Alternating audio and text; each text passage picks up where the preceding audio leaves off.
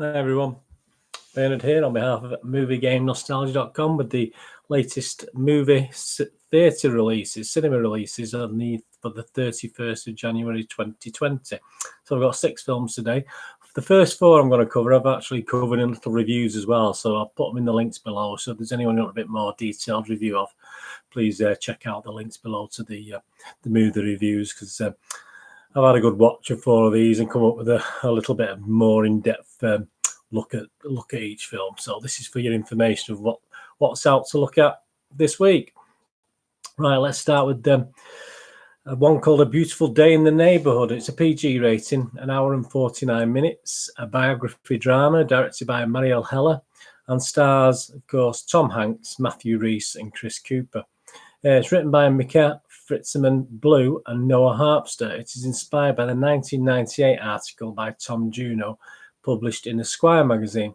What's it about? Well, Tom Hanks portrays Mr. Rogers, a timely story of kindness triumphing over cynicism, based on the true story of a real-life friendship between Fred Rogers and journalist Tom Juno.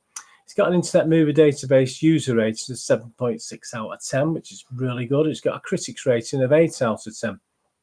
Total Films Jane Crowther scored at 8 out of 10 and wrote, "For those seeking comfort, kindness and a sense of cherishing in a turbulent world that seems to reward cruelty over caring, A Beautiful Day will be a cinematic balm. Surrender to it and bring tissues." MGN, I mean, I'll just quote from my little review that if you say there's a more in-depth review if you want to seek this out. This is just a little comment taken from the review. "The movie is superbly shot and acted, but as a drama never really gets going. It's nice, but to a British audience anyway, it may lack the appeal it has to the US audience and critics, who in the main rate it very, very highly."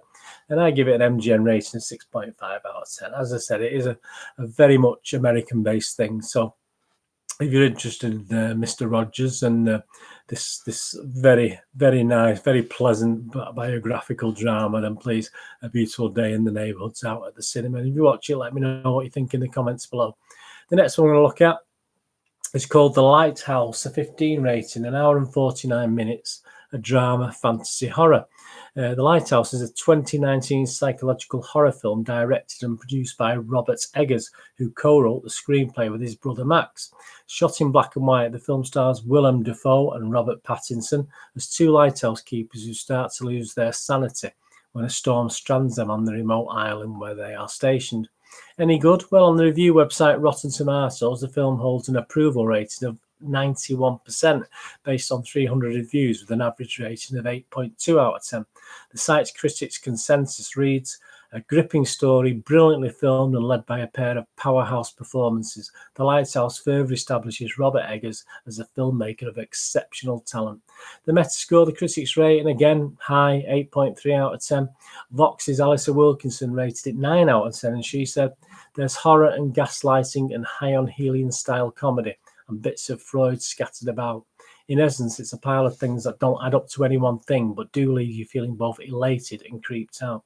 The Internet Movie Database rating, so the public viewing figures and ratings, is 7.8 out of 10, so still quite high. My little bit from my MGN review, Movie Game Nostalgia review. This is like a summary from my review on this. Not enough going on for long periods to raise this above a 6 watchable rating for me. I have no doubt many will be disappointed in this when they've seen over 8 scores from many, many critics and viewers. I know I was. And I gave it a 6 out of 10, but please just check out in the links below a more in-depth review of this film and why perhaps I didn't like it too much as other people seem to. And the next one I'm going to look at is A Man Who Killed Don Quixote, a 15 rating, 2 hours 12 minutes, an adventure comedy drama. And it's an adventure comedy film directed by Terry Gilliam and written by Gilliam and Tony Grisoni, loosely based on the novel Don Quixote by Miguel de Cervantes. Gilliam unsuccessfully attempted to make this film many times over the span of 29 years, which made it an infamous example of development hell. Yeah, I mean, I go into that deep on my review if you check that out. Any good? Well, on Rotten Tomatoes, the film holds an approval rating of 63%, so it's okay, nothing great, based on 102 reviews. An average overall rating of just over 6 out of 10. The critics, again, not fantastic, 5.8 out of 10.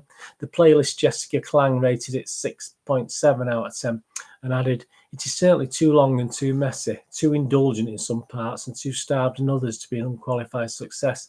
But the surprise of it is that there are times, like the inspired first act, when it does really work, when it seems to have a kind of manic energy, a sheer joy at existing. And the Internet Movie Database rating, Joe Public, who watched it, 6.4 out of 10. So again, okay, but not fantastic. Movie Game Nostalgia review, just taken from my review. A film a long time coming, which I look forward to, but has to go down as a little disappointing. And I gave it an overall just about watchable rating of 6 out of 10, and I consider myself being a little bit kind with that. So the next one we'll look at, Richard Jewell, was 2 hours 11 minutes, a biography crime drama. Richard Jewell is an American biographical drama film directed and produced by Clint Eastwood and written by Billy Ray. It is based on the 1997 Vanity Fair article American Nightmare, A Ballad of Richard Jewell by Mary Brenner. The film depicts the July 27 Centennial Olympic Park bombing and its aftermath as security guard Richard Jewell finds a bomb during the 1996 Summer Olympics in Atlanta, Georgia, and alerts authorities to evacuate, only to later be wrongly accused of having placed the device himself. Film stars Paul Walter Hauser as Jewell alongside Sam Rockwell, Kathy Bates, John Hamm and Olivia Wilde. Any good? Well, the critics liked it. It's 6.9 out of 10, not fantastic, but a good healthy rating, Metascore rating of 6.9 out of 10. Internet Movie Database, the public, they liked it a little bit better. They give it 7.6 out of 10, and it rated an average of 6.8 out of 10 on Rotten Tomatoes website. My rating was 7 out of 10, and I did enjoy it. But again, please check out my more in-depth review for if you're interested in this Richard Jewell movie. And the next one we're looking at, Queen and Slim, a 15 rating, 2 hours 12 minutes of drama.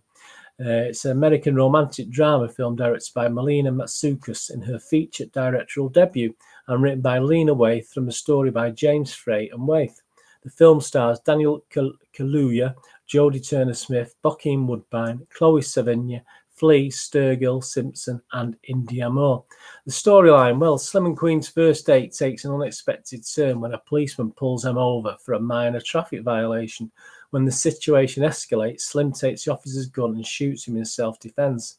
Now labelled cop killers in the media, Slim and Queen feel they have no choice but to go on the run and evade the law. When a video of the incident goes viral, the unwitting outlaws soon become a symbol of trauma, terror, grief and pain for people all across the country. So we've got a Thelma and Louise feel to this, haven't we? At a budget of $20 million. Any good? Review website Rotten Tomatoes reporting an approval rating of 82%, which is really good based on 149 reviews, with an average rating of 7.5 out of 10. And the site's critics' consensus reads, stylish, provocative and powerful, Queen and Slim tells a gripping fugitive story steeped in timely, thoughtful subtext. It's got a Metascore critics rating of 7.5 out of 10. Empire rated at 8 out of 10, and they said of the movie, Queen and Slim tackles urgent, difficult subjects with bravery, care and generalized genre cool, but it triumphs because it shows you the personal toll beyond the politics and how black lives brimming with potential can still turn on one fateful moment. Internet Movie Database rating was 7 out of 10. I mean, some comments I've taken from there, some one-liners I've just taken from the Internet Movie Database reviews. Starts great, then drags, and a terrible ending. A striking debut, a beautifully directed movie about love and hate, touching and timely, unrealistic, thrilling, way too long and mushy, hard to finish. So a real mixed bag of reviews. And the last one is really, well, it's quite nice. Movie envelopes you like a warm blanket. This is a horrible movie. So I mean, you've got two total extremes there. So please, that's Queen and Slim, which certainly seems an interesting watch. That's out at the cinema now.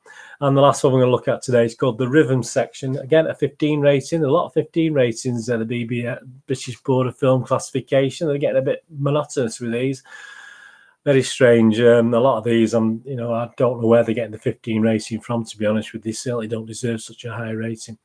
The Rhythm Section is an hour and 49 minutes. It's a British-American action mystery drama directed by Reed Morano and written by Mark Burnell, based on Burnell's novel of the same name. The novel was generally well received with an overall 4.1 out of 5 rating on Amazon.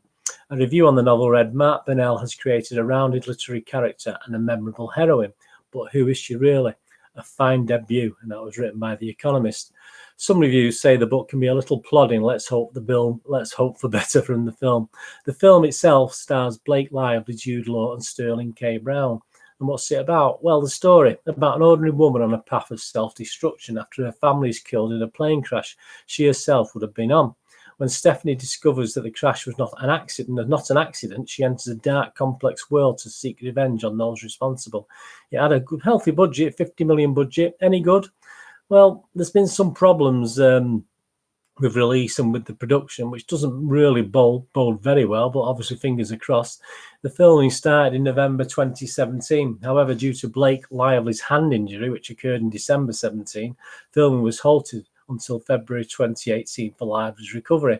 Filming resumed in June 2018. The film's release date was also delayed at least twice. It was originally scheduled for February 2019 and release, and then a November 2019 release, before being delayed 10 months and then being rescheduled again for release on the 31st of January 2020. And we don't have any more critics reviews or user reviews on that one. So again, the rhythm section looks an interesting watch. Let's hope it's better than the book.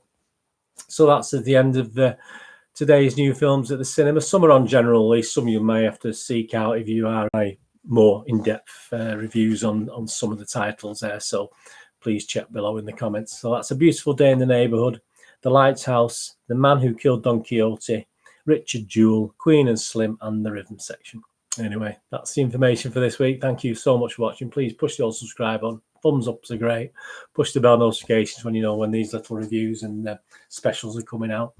And please follow me on Twitter at nostalgia_movie. And I'm on Facebook at Bernardine with links to moviegamenostalgia.com.